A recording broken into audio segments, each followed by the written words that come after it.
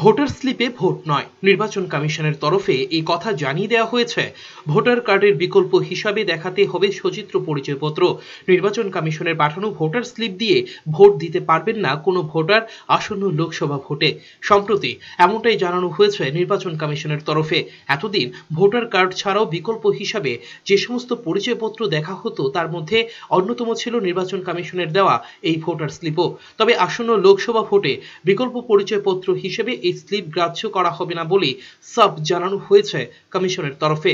দীর্ঘদিন অভিযোগ আসছিল ভোটার স্লিপ নিয়ে কারচুপি হয়ে থাকে। কাজেই চলতি বছর জালিয়াতি রুখতে সমস্ত দিক মাথায় রেখেই এই সিদ্ধান্ত বলে মনে করা হচ্ছে। যাদের ভোটার কার্ড নেই তারা স্লিপ বাদ দিয়ে অন্যান্য সচিত্র পরিচয়পত্র দেখিয়ে ভোট দিতে পারবেন।